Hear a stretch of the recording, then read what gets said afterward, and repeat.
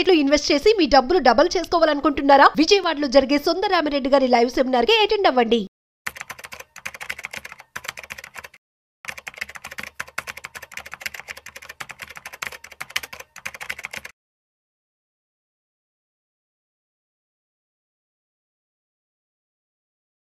Hello నమస్తే welcome to Suman TV. నేను కీర్తి. ప్రస్తుతం మనతో సిఏ దుర్గాంజలి గారు ఉన్నారు. వీరితో ఈరోజు కొన్ని విషయాలు మనం డిస్కస్ చేద్దాం. నమస్తే అండి. నమస్తే. యా, సో బడ్జెట్ అండ్ ఇప్పుడు అన్ని చేంజెస్, న్యూ ఇయర్లో చేంజెస్ వచ్చాయి. అండ్ ఇప్పుడు ఏంటి అంటే మనకి టాక్సేషన్ ఆన్ రెంటల్ ఇన్కమ్స్లో ఏవో చేంజెస్ వచ్చాయి, న్యూగా వచ్చింది అని అంటున్నారు. సో దీని గురించి మాకు కొన్ని డీటెయిల్స్ చెప్తానండి. యాక్చువల్లీ కీర్తి గారు, రెంటల్ ఇన్కమ్ మీద ట్యాక్స్ ఎప్పటి నుంచో ఉంది.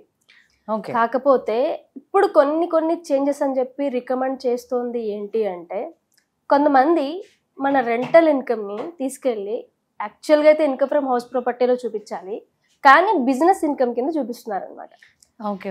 దానివల్ల చాలా ఇబ్బందులు ఉన్నాయి. అదొక గేమ్ యాక్చువల్లీ చెప్పాలంటే. అది ఎందుకు చేస్తున్నారు అనేది రీసెంట్గా నిర్మలా సీతారామన్ గారు, లేదు రెసిడెన్షియల్ ప్రాపర్టీ మీద వచ్చే income, rental income from house ప్రాపర్టీలోనే చూపించాలని గట్టిగా చెప్పారు. యాక్చువల్ అది ఎప్పటి నుంచో ఉంది, యాక్ట్ ఎప్పటి నుంచో చెప్తుంది. రెసిడెన్షియల్ ప్రాపర్టీ మీద యాక్ట్ ఎప్పటి నుంచో చెప్తుంది, రెసిడెన్షియల్ ఇన్కమ్ మీద వచ్చే రెంటల్ ఇన్కమ్ ని ఇన్కమ్ ఫ్రమ్ హౌస్ ప్రాపర్టీలోనే చూపించాలి.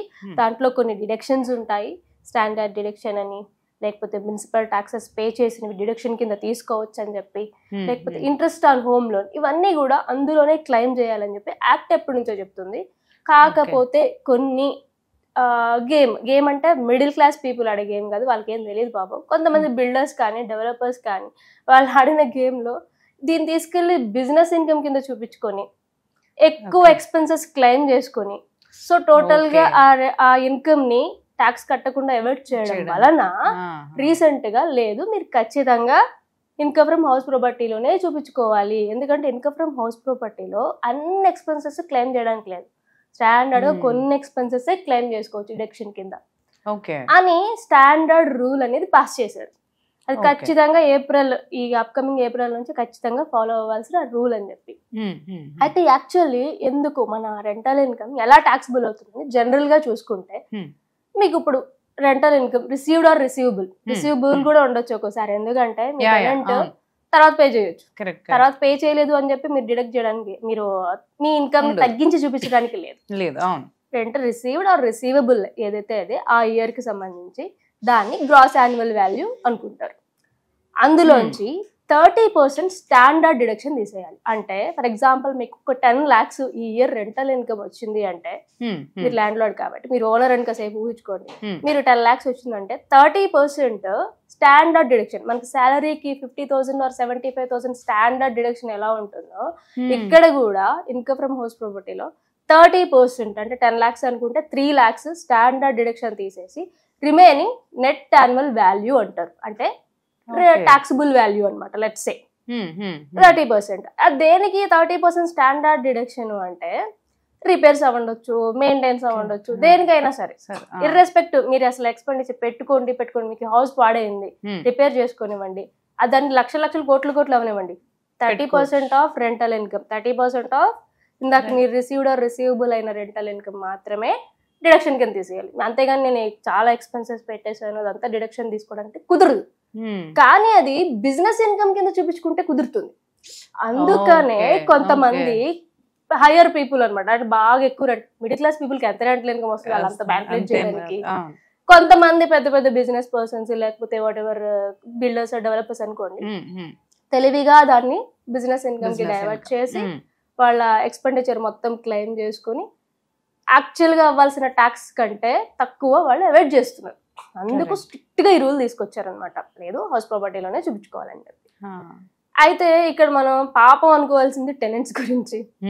ఎందుకంటే మనం అబ్జర్వ్ చేస్తే మీరు రెంట్కుంటున్న టైం పీరియడ్ లో ఏమైనా పాడైనా ఏమైనా చేసినా వాళ్ళ మీద వేస్తారు. నిజం చెప్పాలంటే టెనెంట్స్ వాళ్ళు పే చేస్తారు, కానీ బెనిఫిట్ వాళ్ళు క్లెయిమ్ బోనస్ కి వస్తుంది. ఇంత టెనెంట్స్ ఇంత పెట్టుకున్నా వాళ్ళకి ఎటువంటి ఎక్స్పెండిచర్ డిడక్ట్ చేసుకోవడానికి ఏముండదు, పర్సనల్ నేచర్ ఎక్స్పెండిచర్ అయిపోతుంది.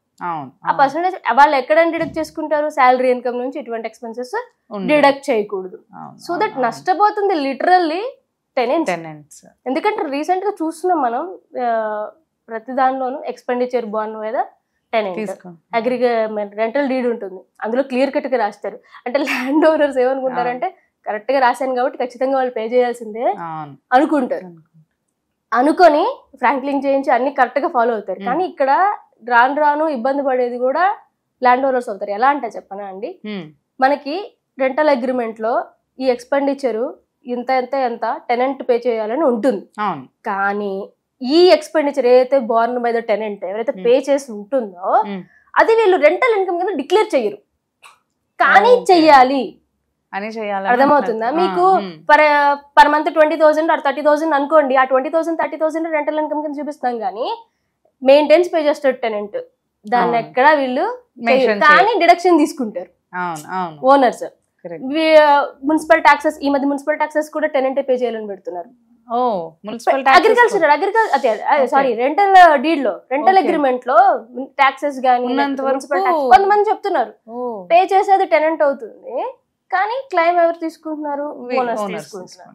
కానీ రేపొద్దున ఇబ్బంది పడతారు ఎప్పుడు అంటే స్క్రూటినీ గానీ అలాంటివి పడితే రెంటల్ అగ్రిమెంట్ రాసుకున్నప్పుడు ఈ ఎక్స్పెండిచర్స్ అన్ని ఏవైతే ఉంటాయో should be born by the tenant pay చేయాలి, ఈ ఎక్స్పెండిచర్ మెయింటెనెన్స్ టెనెంట్ పే చేయాలి, చార్జెస్ టెనెంట్ పే చేయాలి, లేకపోతే మున్సిపల్ టాక్సెస్ టెనెంట్ పే చేయాలి, ఏవైతే రాసుకుంటారు అన్ని హ్యాపీగా వాళ్ళ మీద తోస్తామని రాసుకుంటారు. ఇవన్నీ వీళ్ళకి ఇన్కమ్ అవుతాయి రేపొద్దున.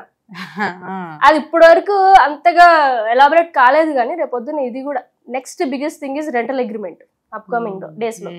ఇవన్నీ కూడా వీళ్ళకి ఇన్కమ్ అవుతుంది. ఇన్కమ్ కింద క్లెయిమ్ చేసినప్పుడు మాత్రమే వీటన్నిటిని డిడక్షన్ తీసుకోవడానికి ఎలిజిబుల్ ఉంటుంది. తెలియట్లేదు, తెలుసుకోవాలి ఇప్పటి నుంచి.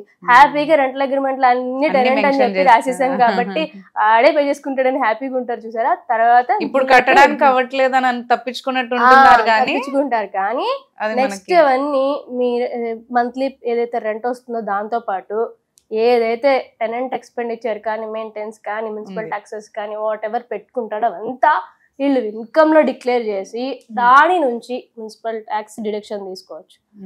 స్టాండర్డ్ డిడక్షన్ 30% అసలు ఎవరు పెట్టుకున్నా వాళ్ళు తీసుకోవచ్చు. మీకు ఓనర్స్ కి అది మీరు ఓనర్ అని ఇంకా సేపు అనుకుంటున్నా కాబట్టి మీకు ఆ బెనిఫిట్ ఉంది. టెనెంట్ పే చేయండి, ఎవరే పే చేయండి. కానీ మున్సిపల్ టాక్సెస్ మీరు పే చేస్తేనే మీకు డిడక్షన్, ఓనర్స్ పే చేస్తేనే మీకు డిడక్షన్. టెనెంట్ పే చేస్తే మీకు డిడక్షన్ రాదు.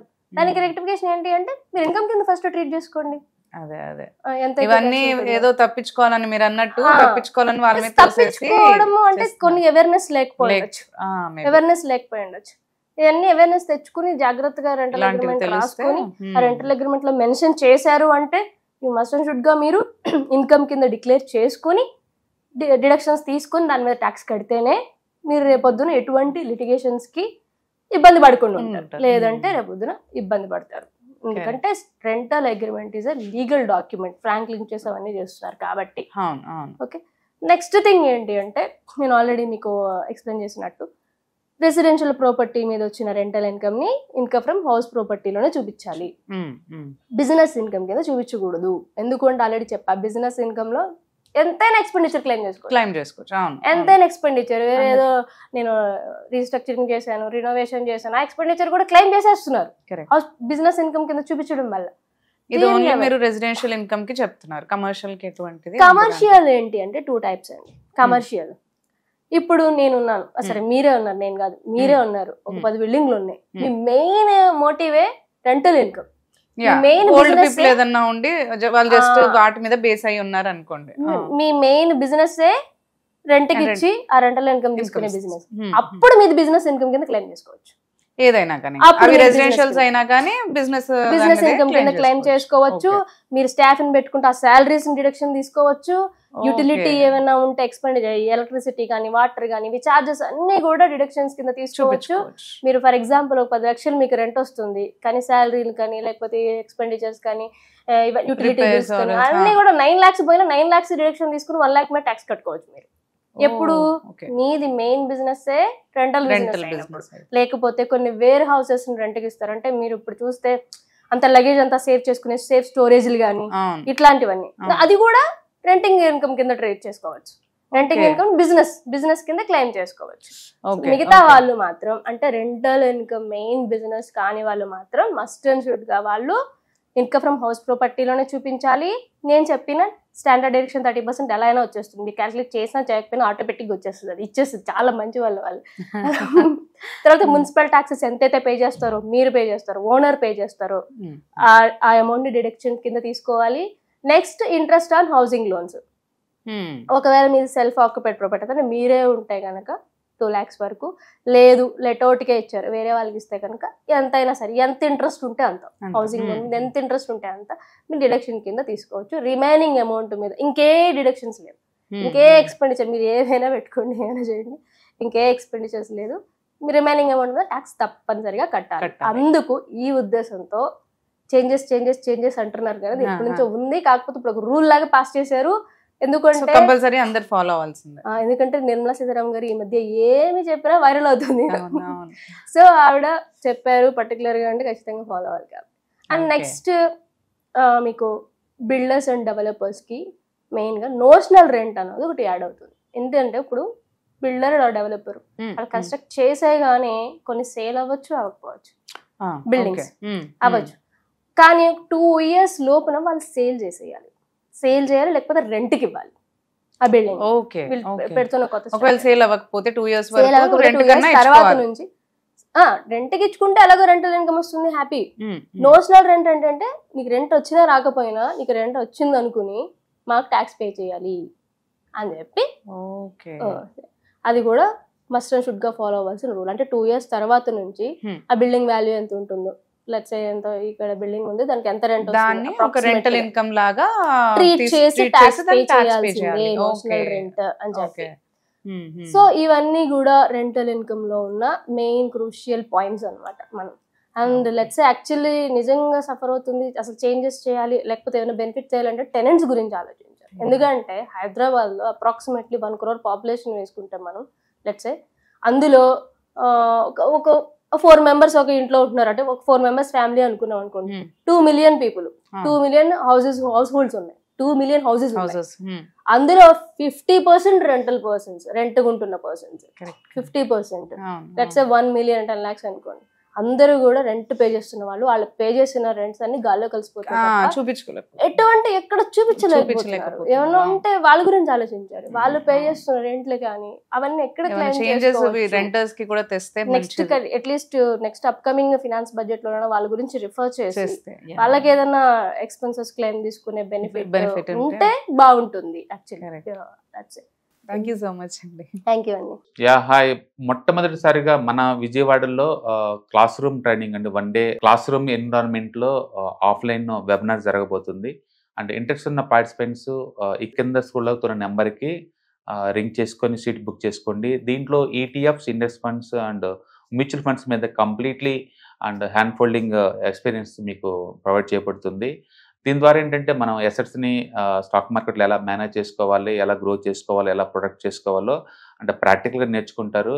అండ్ మీ ఇప్పటి వరకు మనం ఆన్లైన్లోనే మీరు అటెండ్ అవుతున్నారు. ఇక నుంచి మీరు మన విజయవాడ సిటీలోనే అండ్ లైవ్లో క్లాస్ రూమ్ ఎన్విరాన్మెంట్లోనే నేర్చుకునే ఛాన్స్ దొరుకుతుంది. కాబట్టి ఇంట్రెస్ట్ ఉన్న పార్టిసిపెంట్స్ కింద స్క్రోల్ అవుతున్న నెంబర్కి పింగ్ చేసి సీటు రిజర్వ్ చేసుకోండి. Thank you.